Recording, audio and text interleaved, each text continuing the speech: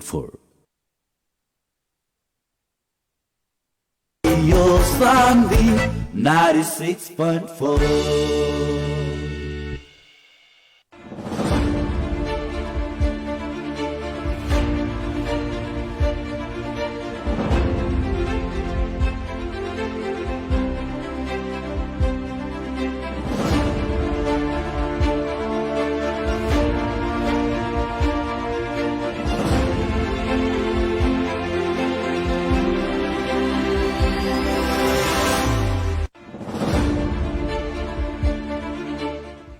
नमस्कार आ हार्दिक स्वागत बा रेडियो सानवी 96.4 मेगाहर्ट्ज के प्रस्तुति कार्यक्रम जन आवाज में। कार्यक्रम जन आवाज के साथ उपस्थित हो चुकल बानी हम कार्यक्रम प्रस्तोता मुकेश गदी। सीधा बात, प्रश्न विचार, आम जनता के प्रतिनिधिमूलक आवाज। कार्यक्रम जन आवाज मार्फत देश के समसामयिक राजनीतिक घटनाक्रम, विकास निर्माण, शिक्षा, स्वास्थ्य, कृषि, रोजगारी लगायत आम जनता से सरोकार राखे वाला हरेक समय सान्दर्भिक विषय पर बहस और छलफल करनी सन। कार्यक्रम जन आवाज के मार्फत आम जनता के समस्या संबंधित निकाय तक पहुंचावे के और वो समस्या समाधान करे के खातिर संबंधित निकाय के जिम्मेवार और जवाबदेही बनाव के प्रयास भी इस कार्यक्रम के मार्फत से करनी सन। कार्यक्रम जन आवाज के आज के बहस और छलफल से पहले हम कुछ बताओ के चाहेम कि अभी स्थानीय तह के निर्वाचन फिलहाल में हमने के होली बीतल बाटे और स्थानीय तह के निर्वाचन आवेला वैशाख 30 गते मिति घोषणा भइला के बाद निर्वाचन आयोग पूर्ण रूप से तैयारी में जुट चुकल बाटे और निर्वाचन आयोग से जारी कईल कार्यक्रम अनुसार निर्वाचन तालिका जिसे कि वैशाख 11 या 12 गते उम्मीदवार लोग के मनोनयन दर्ता हुई स्थानीय तह के निर्वाचन के खातिर। वैसे ही 12 गते मनोनयन पत्र के सूची प्रकाशन कईल जाई। वैशाख 13 गते उम्मीदवार के विरोध में उजूरी देवेला। वैसे ही वैशाख 14 या 15 गते मनोनयन पत्र जांच आ निर्णय कईल जाए। वैसे ही 15 गते उम्मीदवार लोग के नामावली प्रकाशन हुई। वैशाख 16 गते उम्मीदवार के यदि क्यों फिरता लेवे के चाहता तो लोग 16 गते फिरता ले सकता और 16 गते ही उम्मीदवार लोग के लास्ट में अंतिम नामावली भी प्रकाशन हुई। 17 गते उम्मीदवार लोग के चुनाव चिन्ह प्रदान कईल जाई और 30 गते निर्वाचन संपन्न हुई। इ निर्वाचन आयोग के पछिल्का कार्यक्रम रहल बाटे आगामी वैशाख 30 गते वाला होखे वाला निर्वाचन के खातिर। और आगामी स्थानीय तह के निर्वाचन के लेकर के अभी देखल जाए तो हर एक पार्टी जोड़ तोड़ से अपन चुनावी प्रचार प्रसार में अपना पार्टी के जितावे खातिर अपना पार्टी से जे भी कैंडिडेट बाटे उ लोग के छनौट करे लगायत विभिन्न राजनीतिक गतिविधि सब आगाड़ी बढ़ा रहल बाटे। जनता समाजवादी पार्टी नेपाल जौन देश के तीसरका वैकल्पिक शक्ति है। आज पर्सा जिला के बात करी जाए, पर्सा जिला के चारों क्षेत्र जनता समाजवादी पार्टी नेपाल के कब्जा में बाटे और आवेला स्थानीय तह के निर्वाचन में जनता समाजवादी पार्टी के पर्सा जिला में अवस्था का रही और खास करके जनता समाजवादी पार्टी नेपाल के क्षेत्र नंबर 3 के क्षेत्रीय कमेटी द्वारा आवेला 7 गते चैत 7 गते के वृहत पार्टी प्रवेश आ आम सभा कार्यक्रम भी आयोजना कैल गेल बाटे जनता समाजवादी पार्टी क्षेत्र नंबर 3 के द्वारा। ओकरा विषय में भी हमनी के आज बातचीत करेम सन और आज के बहस और छलफल के खातिर जनता में दिनों रात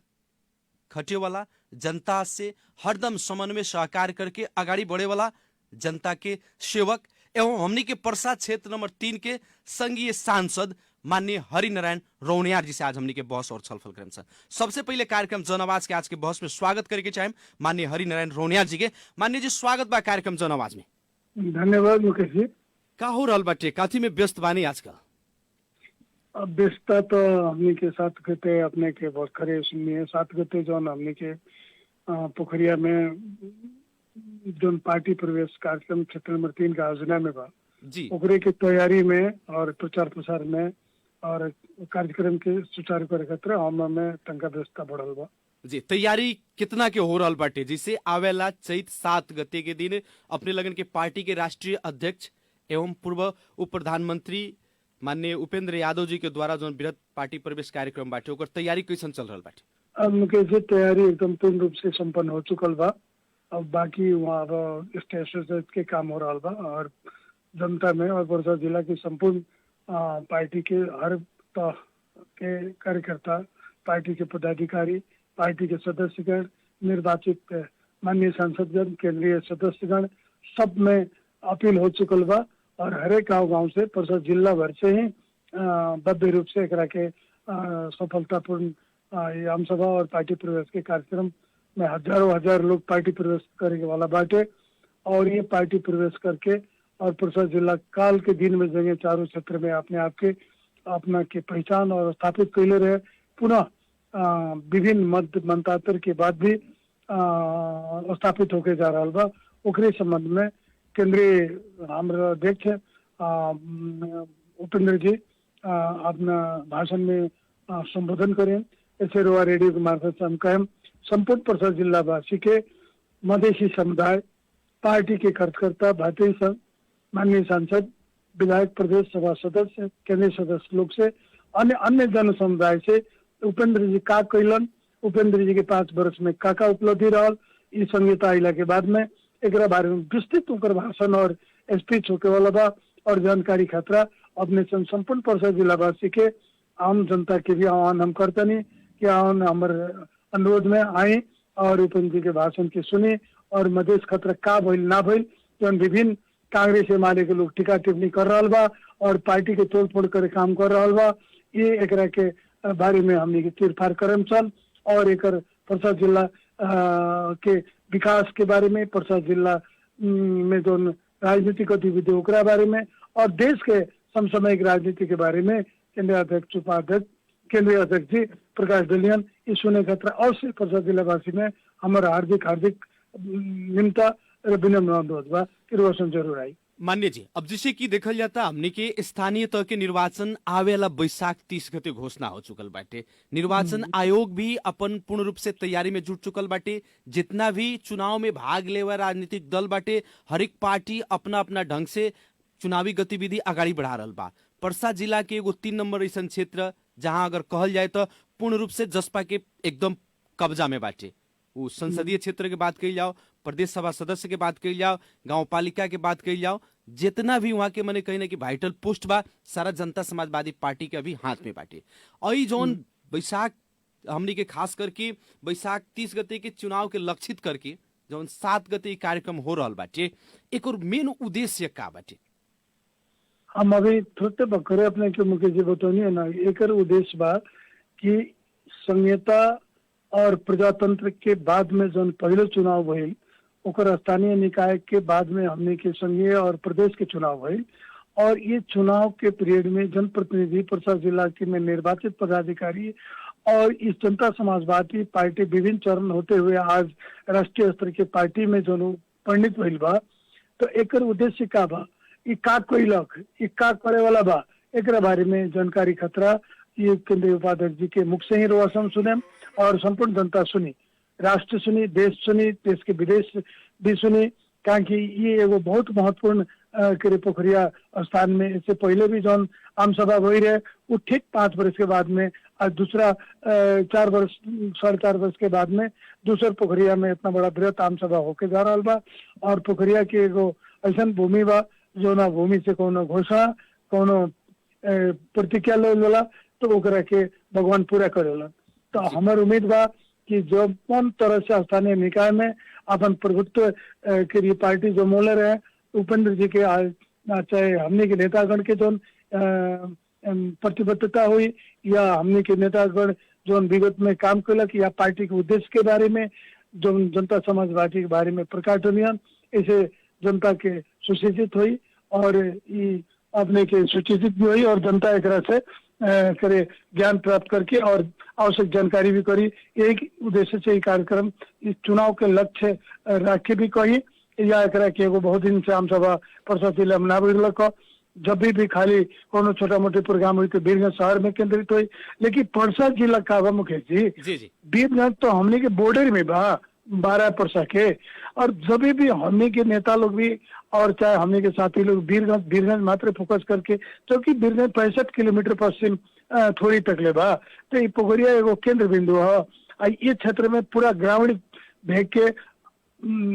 75% लोग के बसोबास बा शहरी मुखी ना होके ग्रामीण मुखी ये पार्टी है, जनता की पार्टी है, किसान की पार्टी है, ना कि उद्योगपति और व्यापारी और ठुल्ठुला पूंजीपति के पार्टी है। तो ऐसे एक हमारे जब भी उद्देश्य रहेला कि हमनी के ग्रामीण भेग में कोनो कार्य करी, ताकि ग्रामीण भेग के जनता ये पार्टी के उद्देश्य, ये पार्टी के क्रियाकलाप के बारे में बुझे और समझो। ये उद्देश्य रख के ये पोखरिया में आम सभा के आयोजना की गई बा। यानी आम जनता के पार्टी से जुड़े के, पार्टी के विचार और संगठन के विचार के बारे में, और भी कहीं ना कहीं पार्टी आज आम जे हमने के स्थानीय उन्हें गांव के, हमने के अपन परसा क्षेत्र नंबर के उन्हें जो हमने के शहर से दूर लोग बाटी, वो लोग से जोड़े के खातिर ये कार्यक्रम के राखल गई बाटी।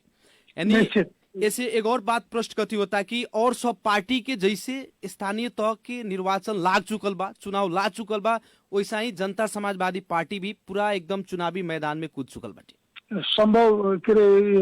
अब तो चुनाव में देखते हैं जो निर्वाचन घोषणा हो गई बा, 15 लाख के कोनो उपाय बा, निर्वाचन के लक्ष्य भी है और आम जनता के सूचित भी करे के बा कि मधेश के इशू और मधेश के विषय पर और ये 5 वर्ष के अंदर में जो स्थानीय निकाय जो लोकल डेवलपमेंट यानी स्थानीय विकास के लिए बा, ओकरा बारे में जनता के बारे में जानकारी करावल हरेक कंपनी के पालिका और खास करके काम अपने के हमारा 3 नंबर क्षेत्र के में 6 गो पालिका बा, 2 गो नगर पालिका, 1 गो और 4 गो गाँव पालिका। लेकिन ये पालिका अंतर्गत में हमने के 3 जगह पालिका में हमारे मेयर, हमारे पार्टी के जो हमने के मेयर निर्वाचित भइल बा, 3 जगह उप मेयर निर्वाचित भइल बा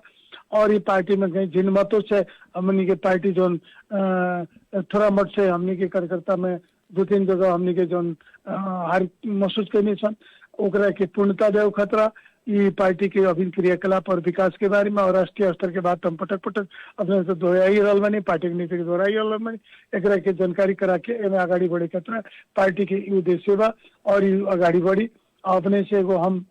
ये कार्यक्रम के बाद में हम अपने के रेडियो के मार्फत से ये दावा करतानी कि परसा के 3 नंबर क्षेत्र में 6 गो जो निकाय बा, अब की बार 6 निकाय कर्मठ, योग और समाज सेवी, विकास प्रेमी उम्मीदवार ये पार्टी उठाई और जोन विगत 3 गो मेयर लोग जोन कैले बा वो उदाहरणीय काम कैले बा है ना, वो लोग के उदाहरण सहित इस 6 में आपकी 3 नंबर गांव के क्षेत्र के स्थानीय निकाय स्थापित हुई हमारे पहला दावी बाटे। का नाम बाटे परसा क्षेत्र नंबर 3 के अंतर्गत में रहल जितना भी पालिका बाटे आवेला स्थानीय तह के निर्वाचन जौन बैसाख 30 गते होके जा रहल बाटे, वो निर्वाचन में फिर परसा क्षेत्र नंबर 3 जसपा के कब्जा में रही। निश्चित रूप से आज बाधी बयान रही भी और 3 नंबर ही ना परसा जिला के हमने का और भी साथी लोग 4 नंबर 2 नंबर 1 नंबर में विक्रियाशील बा, वो लोग भी हमारा उम्मीद और आशा बा कि अब हमने के पार्टी के नेता और कार्यकर्ता में हम एगो अनुरोध करें अपना पार्टी नेता काल के मंच से भी कहें अपने बात नहीं कि अपन अपन क्षेत्र अपन अपन गांव में ज्यादातर ही हमने के चारों क्षेत्र के अपन कार्यकर्ता अब चुनाव आ गए बा मुंह पर, अपन गांव अपन क्षेत्र अपन पालिका अपना में करे उत्साहित होके ईमानदारी पूर्वक लाग जाये तो हमने के परसा क्षेत्र नंबर 3 जैसे कि उदाहरण देके कि विगत के चुनाव में भी अपने के 14 को परसा जिला में स्थानीय निकाय बा, वो में हमने के पालिका में हमने के परसा जिला में हमने के 4 जगह हमने के विजय प्राप्त करनी सर मेयर के पद में, उप मेयर में तो बहुत जगह करनी सर। वो हमने के प्रदेश में भी 6 जना हमने के जीतने सन, 4 जना सांसद जीतने सन, लेकिन परसा जिला में के 14 में 3 ठो पालिका परसा जिला के पोखरिया 3 नंबर ही जीतल और एगो महानगर पालिका जीतल। दुर्भाग्य पास महानगर पालिका के निर्वाचित मेयर दूसर पार्टी में पार्टी प्रत्याशी के गईलन, लेकिन फिर भी ओकर बैकअप में वही जने साथे कहते और भी एगो वरिष्ठ युवा और क्रांतिकारी और मधेश आंदोलन के अगुआ कई नेता हमने के पार्टी प्रवेश कर रहा बा। रात गते मॉर्निंग शिफ्ट में यानी 10 बजे तक प्रोग्राम बाटे, एक बारे में हमने के आधिकारिक रूप से 1 नंबर के निर्वाचित सांसद लोग या मुख्यमंत्री समित लाल बाबू वहाँ निर्वाचित वाले वो लोग विशेष जानकारी दी हमारा सुनी में आई। लेकिन हमारा क्षेत्र के जन परसा जिला के जो 3 नंबर क्षेत्र बा ओकर संपूर्ण नेतृत्व के जिम्मा हम लेके अपने क्षेत्र के जगह हम आगाड़ी बढ़ा रहा बानी। हमारे उम्मीद और आशा बा कि चारों क्षेत्र के अपने के नेतागढ़ और लोग अपना अपना क्षेत्र में कॉन्स्टेट होके एक दूसरे के क्षेत्र में इंटरफेयर ना करके एक दूसरे के सहयोग करके एक दूसरे क्षेत्र का आलोचना ना करके अगर अगाडि बढी तो पर्सा जिला पुनः फिर जनता समाजवादी पार्टी के कब्जा में रही। मान्य जी अपने कह रहल बानी कि जैसे कि पर्सा जिला के 14 गो स्थानीय तह मध्य 4 गो स्थानीय तह अपने लगन के कब्जा में बाटे, संसदीय क्षेत्र में देखल जीतल बा जीतल बाटे। विगत के काहे कि जीतल अभी बा। जनता समाजवादी पार्टी के कहीं ना कहीं लाल किला बाटे, मधेश के ही लाल किला बाटे, लेकिन जी। अपने जेंग दावा कर रहल बानी आ दोसर तरफ देखल जाता है कि अपने ही लगन के पार्टी से निर्वाचित जनप्रतिनिधि लोग पार्टी छोड़ के जा रहल बाटे। का जनता समाजवादी पार्टी नेपाल जेंग एगो देश के तीसरका वैकल्पिक शक्ति के रूप में उदयमान भइल रहे और आगाड़ी बढ़त रहे, का अब जनता समाजवादी पार्टी प्रति जनाधार कम हो गई बा? हम एक में मुकेश जी कह के का चाहे जी कि कुछ लोग तो बड़ा नए नए पार्टी रहे, कुछ नया लोग प्रवेशी कैला और नया प्रवेशी करके वो लोग को अपन उद्देश्य अपन आर्थिक लाभ के सोच से या एगो बगरुपिया बन के आई रहे और पार्टी के मधेसी जनता के भावना के फायदा लेके ओकरा के लूट के और चल गई। ऐसे वो के लूट के चल गई, का चल गई ओकरा के जनता अवश्य पहचानता है ना। हमारा क्षेत्र लगायत के भी बात कर रहा बानी जे मधेसी जनता मधेश शहीद मधेश के नाम पर जीत के आज फिर वही मधेश के विरोधी, वे मधेश के गोली चलावे वाला, वे मधेश के आंदोलन के दबावे वाला, वे मधेश के आम जर 5 आदमी लाश मर गई तो आम पत्ता झड़ता कहे वाला पार्टी में बैक होके जहाँ से वो आई रहे वही जन चल गई। लेकिन वो आदमी के उसन प्रवृत्ति के लोग की जनता आगामी चुनाव में मधेसी जनता वो लोग के तिरस्कृत करी, ये हम एकदम अपने से कहते नहीं। लेकिन मान्य जी ई अवसरवादी लोग अपने लगन के पार्टी छोड़ के जा रहल बाटे, चुनाव जीते के बेरा जनता समाजवादी पार्टी से टिकट लेके जीत गई लोग, लेकिन आवे वाला दिन में अब माने किता काट करता लोग अपन अवसर अब माने बुझी ना कि अवसरवादी लोग पार्टी छोड़ के जा रहल बाटे, ये लोग के प्रभाव आवे वाला निर्वाचन में कितना रही? एकदम न्यून रहे, कारण कि जनता तो वही अपना मुंह से काल मधेसी के भाषण, मधेसी आंदोलन, मधेसी के लैंग्वेज बोल रहे बा, आज कौना मुंह से फिर के हिमालय के लैंग्वेज बोले जा रहा बा, आज कौना मुंह से कांग्रेस के भाषा, जौन कांग्रेस ये देश में 30 बरस शासन कैलक, जौन हिमालय इस देश में 30-40 बरस 50 बरस शासन कैलक, ये सब मिला के देखल जाओ वो शासन के विरोध में एगो मधेश के उपेंद्र यादव मसीहा नेता अगाड़ी आवाज उठौलन, संहिता का आवाज उठौलन, मधेश के नाम के पहचान का आवाज उठौलन। ऐसा आवाज के पीछे जनता अपने आप के बलिदानी दिलक, ओकर परिणाम से मधेश एगो प्रदेश सरकार के रूप में भइल, मध्य प्रदेश के नाम भइल और एगो 6 प्रदेश में अपने के 7 प्रदेश में 6 प्रदेश तो हमने के हाथ ना कब्जा भइल, 2 नंबर कही ना मध्य प्रदेश करके आज 5 बरस कंटिन्यूस अब 4.5 बरस सरकार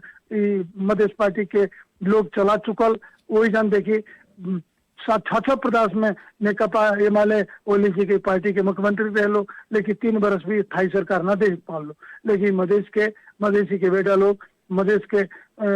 प्रदेश में आज 4.5 बरस के दिन स्थायी सरकार देके जनता के सुख दुख में निरंतर लागल बाटे। ऐसे हम जानते नहीं कि काल के दिन में जे मधेश के प्रति अन्याय कैले बा, जे मधेश के ऊपर गोली चलौले बा, जे मधेश के चूस के कैले बा, जे मधेश के चूस के काठमांडू और पहाड़ के मात्र विकास कैले बा, मधेश के एगो नौकर के रूप में दास के रूप में रखले बा, फिर वही पार्टी में वही क्रांतिकारी भाषण और क्रांतिकारी योद्धा लोग आज पार्टी से अपना व्यक्तिगत स्वार्थ और क्षणिक पदीय महत्वाकांक्षा होते हुए पार्टी की छोड़ बा। वो लोग से हमारा हार्दिक निमंत्रण बा और अनुरोध बाटे, निमंत्रण का कहे अनुरोध बा कि वो लोग पार्टी छोड़ के ना जाओ और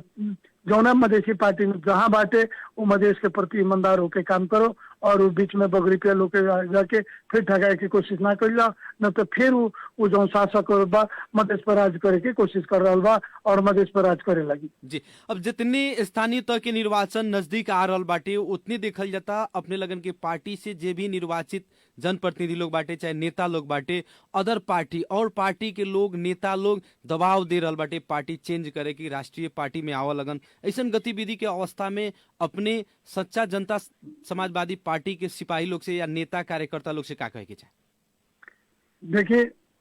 हमने के पार्टी से बहुत लोग चल गए मुमताज जी, पहले गलत बात बा, 1-2% तो हर पार्टी से लोग बा, कांग्रेस से भी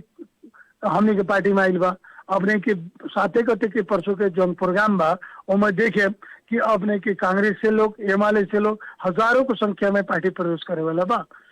कभी पटक पटक के बीच में भी 5 पर कई जगह हमारे क्षेत्र में, कहीं परसा जिला में अन्य पार्टी से छोड़ के लोग पार्टी प्रवेश कैलक। ऐसे हमने के पार्टी से एक दो आदमी, ऐसे आदमी जो स्वार्थवश अपना पति महत्वाकांक्षा के लेकर जा रहा बा, उ ना जाओ कह हमार अभी भी कहनी कि अनुरोध बाटे। लेकिन वैसे 1-2% गैला आइला से पार्टी से कोनो खास ना पड़ी। ये प्रजातांत्रिक प्रक्रिया में 1-2% लोग कोनो भी स्थानीय चुनाव या संघीय चुनाव हुई तो 2-4-5% अप डाउन होत रही। ये राजनीतिक ग्राफ है, कभी ग्राफ नीचा कभी ऊपर उड़त रही। तो पर्सा जिला के समग्र रूप में देखें तो पार्टी की 1% भी कार्यकर्ता ये पार्टी छोड़ के बाहर नहीं के गए। हाँ, आपस में कोनो मनमुटाव बा, ओकरा कहता दुखी भइल बा। आपस के मनमुटाव के चलते वीरगंज महानगर पालिका कहीं जोन मेयर के जोन जाए का अवस्था बा, ओकरा के हम स्वार्थपूर्वक ना कहें, लेकिन आपसी खाना खिंचा के चलते, आपसी लड़ाई के चलते वो आदमी तंग होके पार्टी छोड़ले बा। वो एगो दुर्भाग्य जी। अब जैसे कि 4.5 वर्ष के दौरान जितना भी जनप्रतिनिधि लोग बाटे काम कैलक, अपने लगन की पार्टी से निर्वाचित जे भी जनप्रतिनिधि बा, वो लोग के काम कार्रवाई से अपने कितना के संतुष्ट बानी? देखिए का होला, एक रह के मुकेश जी, एक रह के वो कहा जाला नेपाल में भक्कर बकर एगो गणतंत्र प्रजातांत्रिक, पूर्ण प्रजातांत्रिक गणतांत्रिक संविधान की स्थापना भई और प्रजातंत्र की बहाली भई। तो प्रजातंत्र की बहाली में एगो सिस्टम डेवलप भई।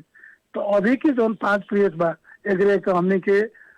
का कहल जाओ कि चाइल्ड डेमोक्रेसी कहल जाला ना, कि बच्चा जब जन्मेला तो ओकरा उठे में, समझे में, सीखे में बहुत बार गिरे के पड़ला। वो दौड़े की कोशिश करला तो गिर जाला, उठे के कोशिश गिर जाला। लेकिन वो दौड़ते गिरते गिरते वो जब सज्ञान हो जाला तो मैच्योर हो जाला, तो पूर्ण रूप से परिपक्व हो जाला। अगर पर्सा जिला के नेपाल के जो राजनीतिक में प्रजातांत्रिक गणतांत्रिक संविधान के अंतर्गत जो अपने के मुकेश जी जो प्रजातांत्रिक और हिसाब से जो डेमोक्रेसी आई हुआ है, डेमोक्रेसी में कहीं ना कहीं स्थानीय चुनाव से लेकर सिस्टम के बारे में और जो देश के जो एक ये व्यवस्था है, एक जगह से शासन होते रहे तो हम 7% में शासन भइल, 753 स्थानीय काल में शासन व्यवस्था भइल, 3 तरह के सरकार बनल। ये सारी चीज के मुकेश जी का बाकी एक के सिस्टम में लाओ खतरा समय लागल, समय लाग भी रहा बा, लेकिन बहुत सारी समय पूरा हो गई बा। बहुत सरकार, संघीय सरकार के हमनी के संग में खुद बंच आवाज उठा रहा बानी सन, लेकिन अभी तक जो एगो जो खस 52 अथवा शासक वर्ग बा पहले के, वो लोग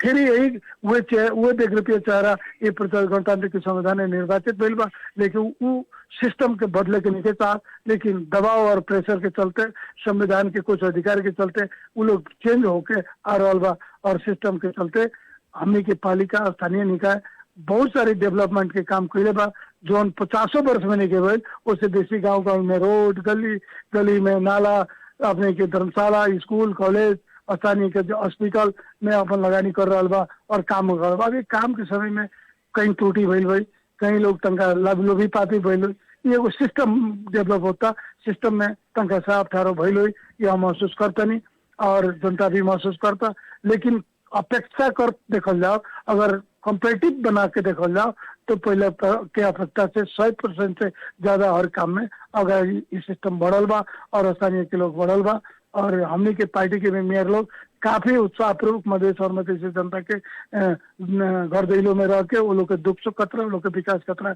लागल बा और आवेला दिन में ऐसे ज्यादा परिपक्व होके लागी कह के आशा उम्मीद बा हमरा। यानी कि जोन भी वो लोग जनता से मैंडेट दिलक, वो जनता के जन भावना बमोजिम काम करके दिखैले बाटे। 4.5 वर्ष के दौरान में विभिन्न कानूनी अड़चन भइला के बावजूद भी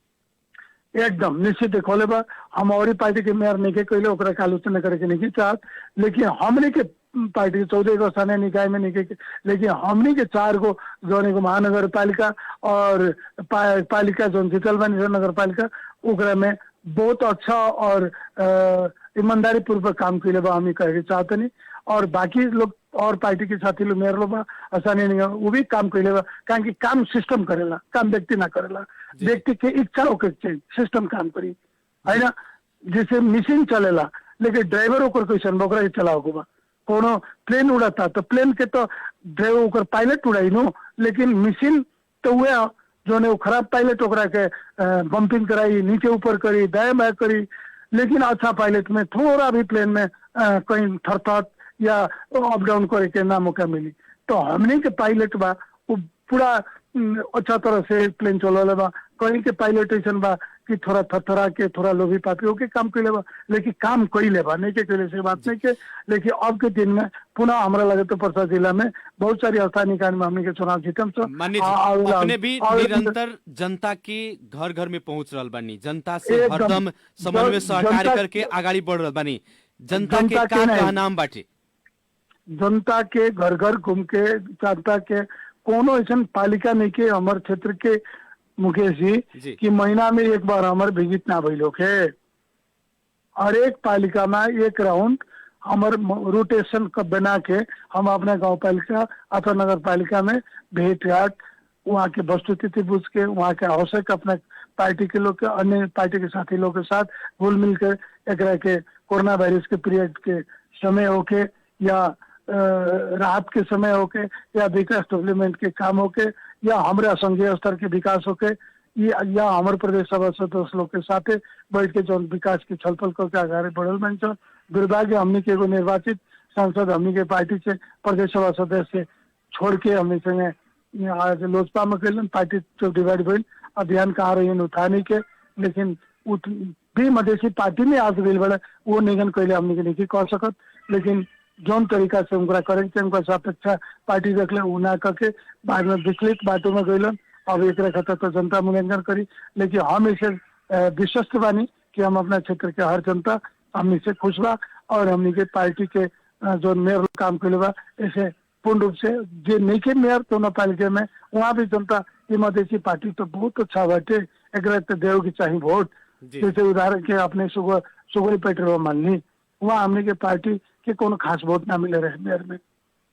लेकिन वहाँ एगो हमने के नेकपा एमाले के मतलब कि मेयर जीतल बारे एगो उपमेयर बुझे कर। लेकिन वो लोग खींचा ताली से आज तक वो पालिका में देखे तो कौनो कहीं विकास नहीं के भाई वैसा ही अपने के चल जाए तो बहोदरा में देखे तो वही स्थिति बाटे। लेकिन वही जन चल जाए सखुआ पर चोनी कहाँ वही जन चल जाए विधवासनी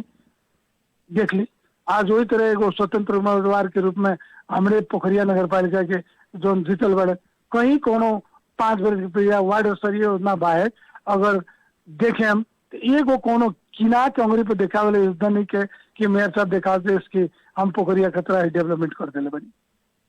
जी। जबकि सालों साल के करोड़ों बजट चला के भी विकास ना होके सकत ना।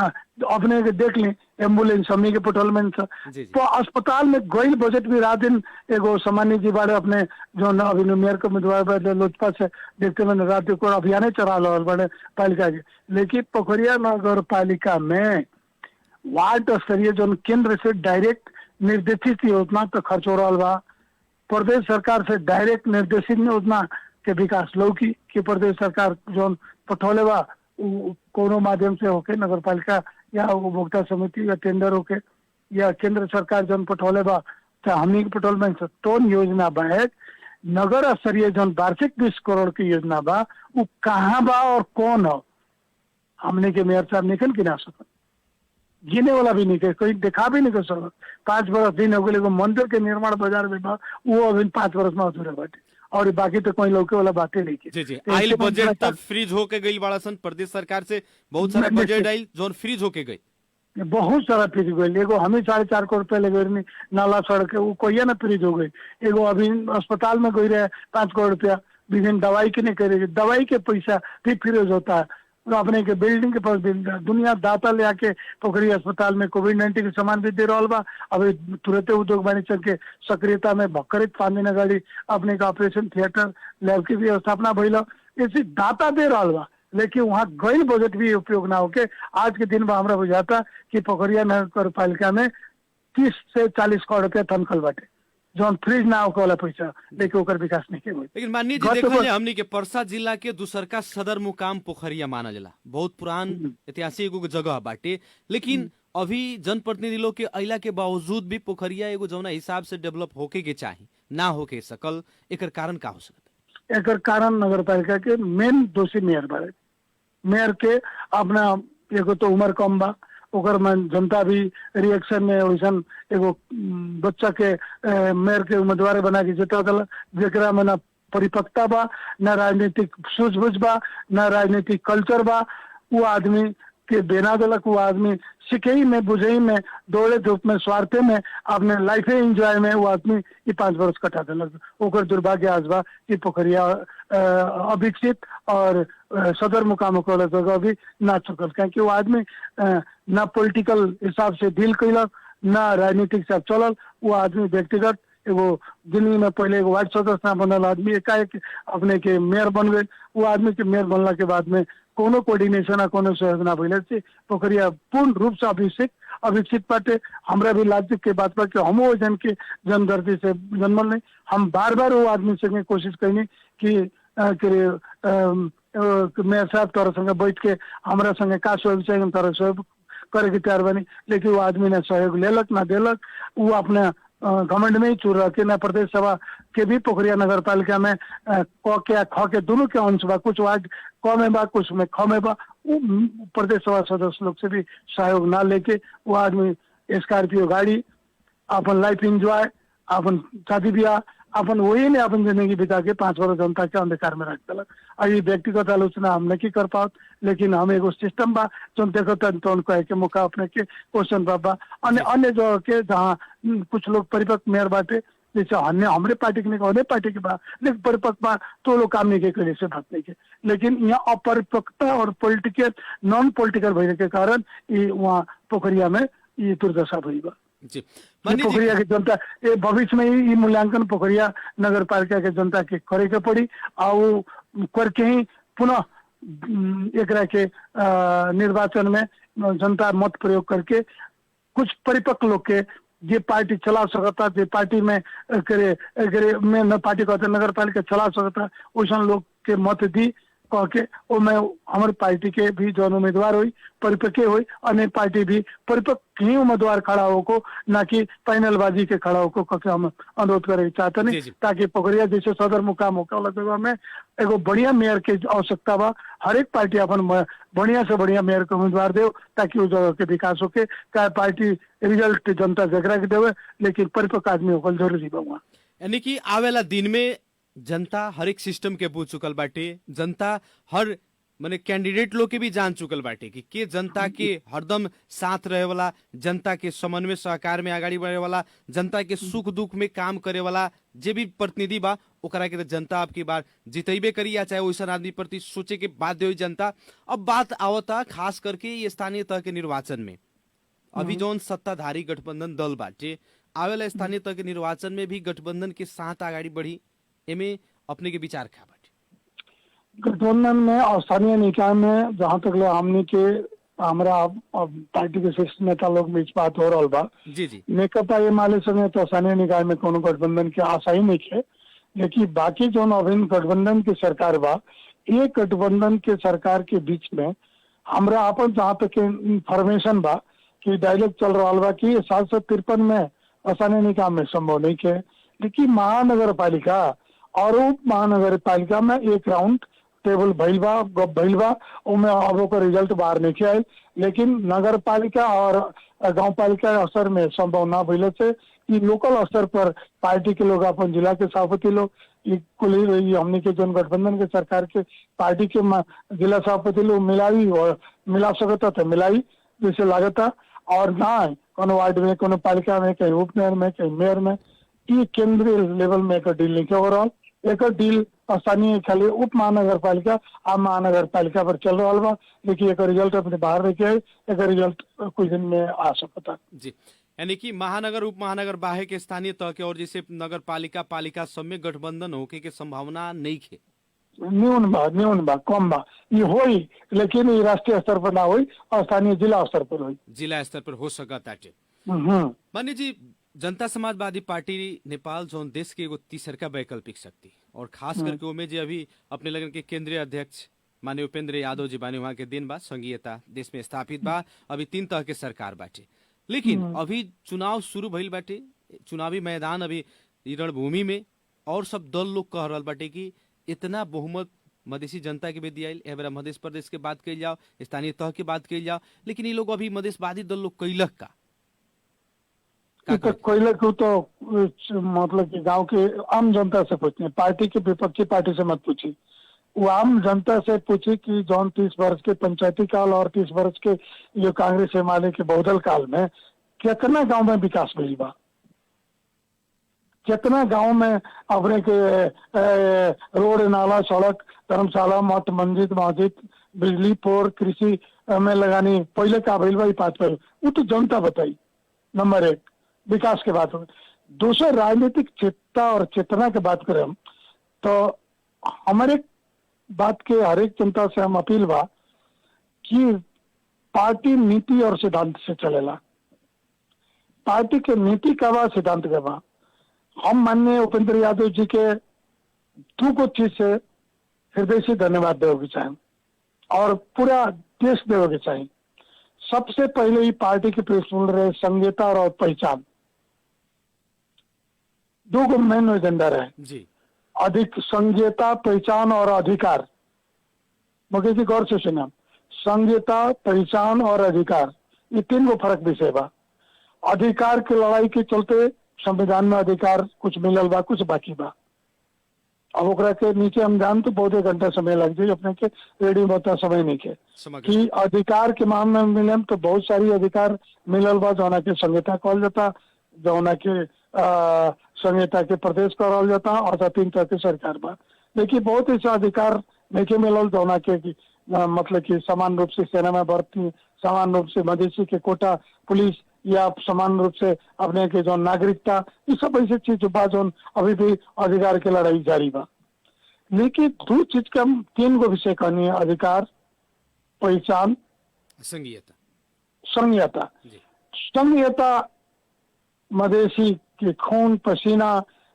मधेसी के शहीद और मधेश आंदोलन के देना कि आज पूरे देश में 7 प्रदेश और 753 स्थानीय निकाय पूर्ण रूप से 3 तरह के सरकार होके इस संहिता देना। एक अगुआ और नेता मसीहा उपेंद्र यादव हुआ। लेकिन इस संघीयता पर भी प्रहार हो रहा बटे चारों ओर से। संघीयता कैसे कमजोर? मुकेश जी और क्वेश्चन 3 में हमारा के कंप्लीट कर दी। हम 2 को कच अधिकार और संघीयता के बात कर दी। तीसर रहे पहचान, मधेसी को पहचान। आज मध्य प्रदेश नाम पास करके राजधानी के विवाद बा बीरगंज होके जन्मपुर होके जहां भी भाई उसे बीरगंजवासी के हमरा भी मतलब के उतना उत्साहपूर्ण की, लेकिन उस जगह ठाव अलग बा। लेकिन जहां तक ले पहचान की बात बा तो नेपाल के संविधान में पहली बार आंदोलन में मधेसी नाम रहे उन नाम पर मध्य प्रदेश आज कायम भइल। ये 2 नंबर प्रदेश के मध्य प्रदेश नाम भइल। ये अब संविधान में आजीवन ये देश और दुनिया के हर एक जगह का ये नेपाल में 7 प्रदेश बा तो कोनो नदी के नाम पर, कोनो मन करे कर्णाली तो कोनो लुम्बिनी के नाम पर, देवता के नाम पर। लेकिन ये एगो प्रदेश बा जो कोनो देवता, कोनो नदी, कोनो बागमती प्रदेश, कोनो कर्णाली प्रदेश, कोनो नदी और कोनो लुम्बिनी प्रदेश के नाम पर ना होके ये मधेसी और मधेश के नाम पर स्थापित चुन भइल बा। ये कर नाम है पहचान। अपने के आज हमें उदाहरण दे मुकेश जी, हम अपने जनता लोग से मधेसी लोग से कहें कि आज अब दुनिया के कोनो कोना में चल जाए तो कहें कि हम नेपाली हैं। तो नेपाल तो नक्शा में बा, नेपाल कह के तो संसार चिन्ह था। लेकिन मधेश में 3 तरह के भौगोलिक बनावट बा, एगो हिमालय, एगो पहाड़ी, एगो मधेसी। पहाड़ी के भूभाग में बसे वाला लोग के चेहरा, मुंह, नाक, पैरन, पोषण कहीं कह जाए कि पहाड़ के हो। हिमालय में बैठे वाला लोग के चेहरा, मुंह, नाक, खान पीन, वेशभूषा देखे तो कहीं भी रुआ पहचाने जाए कि हिमालय हो। लेकिन मधेश के जौन पहचान खतरा भी अब कहीं भी रुआ अगर हमनी के जौन चेहरा बा अगर कहल जाए कि हम नेपाली हैं तो ये पूछे ना पड़ी कि तू हिमालय में रहेला कि पहाड़ पे रहेला। ये क्यों को पूछे कमजोरी नहीं है। हमनी के जो चेहरा बा अगर दुनिया में या नेपाल के कोनो कोना में 3 भाग के देखल जा तो ये पूछे के ना पड़ी कि तू कौना प्रांत के रहे वाला हुआ, कौना भूगोल के रहे वाला हुआ। ये ऑटोमेटिक कहा जाए कि मध्य प्रदेश के मध्यमान के मधेसी प्रदेश के मध्य प्रदेश के त्यो बासिन्दा हो। यानी उदाहरण स्वरूप उदाहरण स्वरूप जी जी, यानी कि अब निर्धकता के साथ में देश के कोनो भी कोना में जाके कहल जा सकता देश के कि ना दुनिया के कोना में चेहरा तो कहे के ना पड़ी, जी जी। ऑटोमेटिक पहचान हो जाए कल्चर से, वेशभूषा। कार्यक्रम जन आवाज के आज के बहस और छलफल खास करके हमने के विभिन्न विषय पर देश के समसामयिक राजनीतिक घटनाक्रम और साथ ही साथ जनता समाजवादी पार्टी नेपाल के क्षेत्रीय कमिटी पर्सा क्षेत्र नंबर 3 के आयोजना में आवे वाला चैत 7 गते के दिन जौन बृहद आम सभा आ पार्टी प्रवेश कार्यक्रम हो रहा बाटे एकरा विषय में, और साथ ही साथ अभी के वर्तमान आवे वाला वैशाख 30 गते होखे वाला निर्वाचन, स्थानीय तह के निर्वाचन में हरेक पार्टी अपन अपन आंतरिक रूप से, बाह्य रूप से और संगठनिक हिसाब से, हर हिसाब से निर्वाचन के तैयारी में जुट चुकल बा। जनता समाजवादी पार्टी नेपाल जौन देश के तेसरका वैकल्पिक शक्ति कौना ढंग से आगाड़ी बढ़ रहा बाटे, एकरे विषय में हमनी के बहस और छलफल कर रहल बानी सन। और आज के बहस और छलफल में हमनी के साथ में बानी पर्सा क्षेत्र नंबर 3 के संघीय सांसद माननीय हरिनारायण रौनियार जी। माननीय जी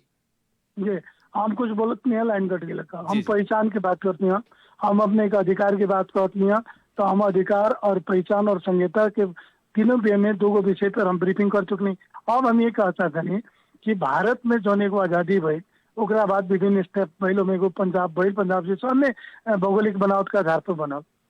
दुनिया के कोनो कोना में अगर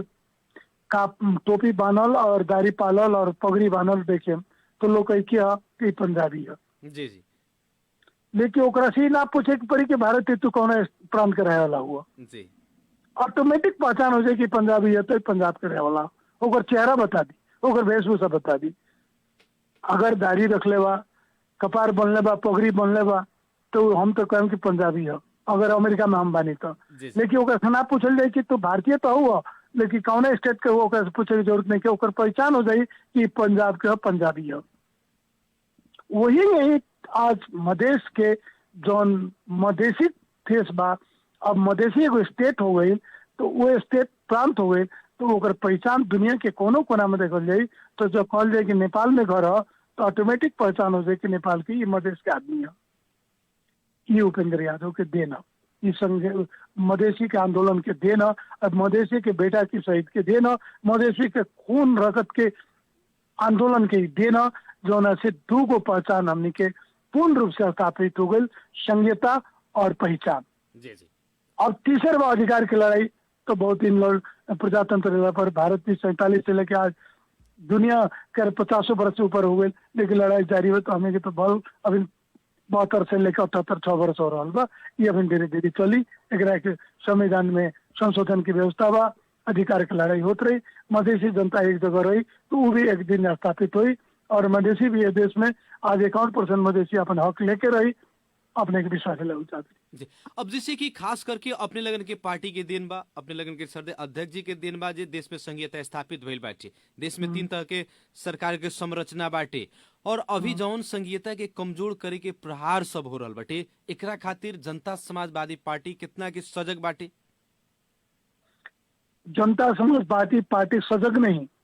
ये संहिता के समाप्त करे वाला, ये पहचान के सपना तो अगर कोनो षड्यंकारी बा तो ओकर सपना दिवस सपना बा। अब ये देश में संहिता कभी भी नहीं जा रहा।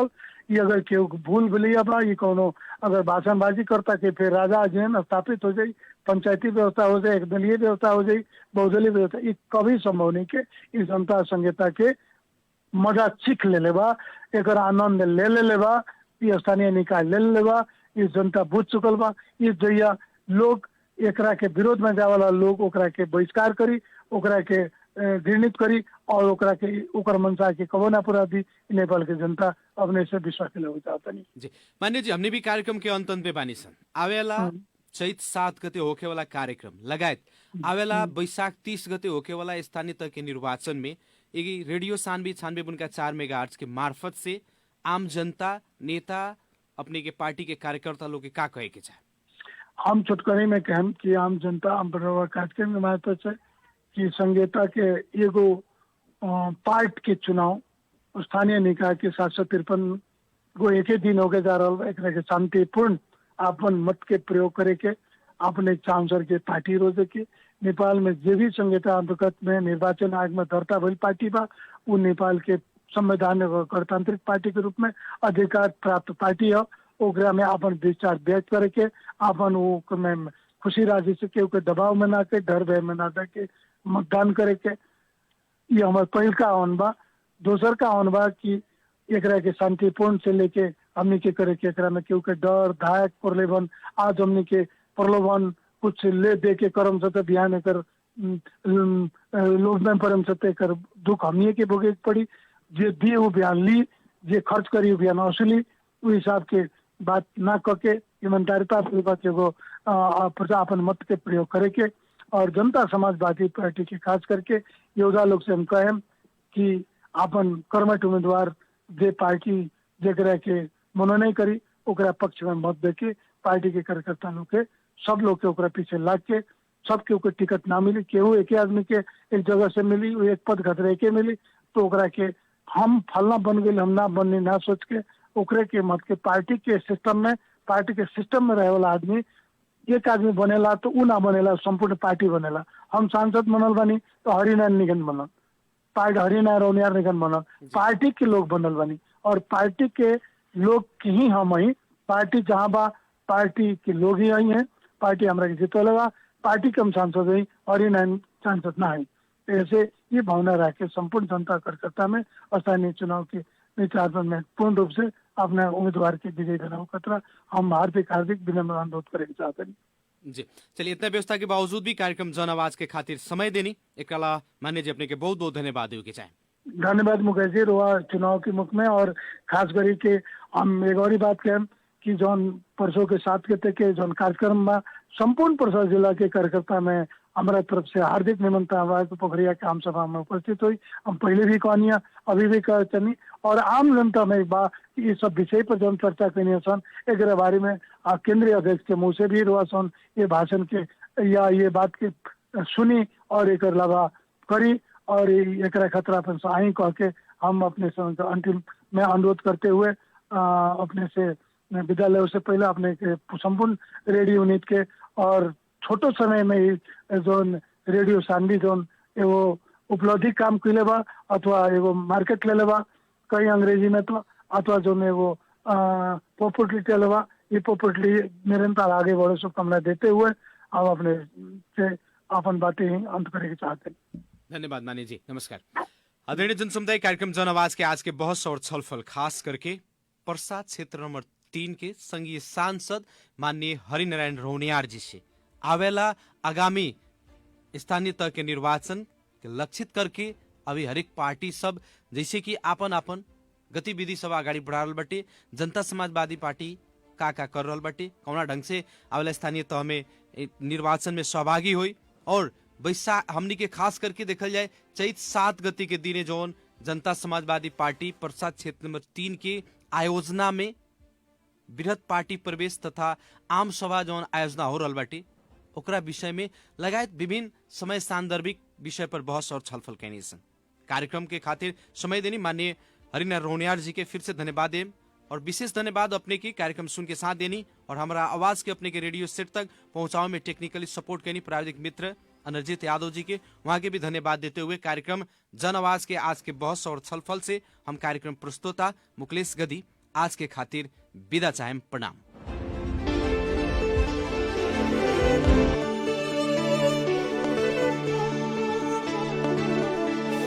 गाउँ सहर सारा गुन्जाउने यो हो रेडियो।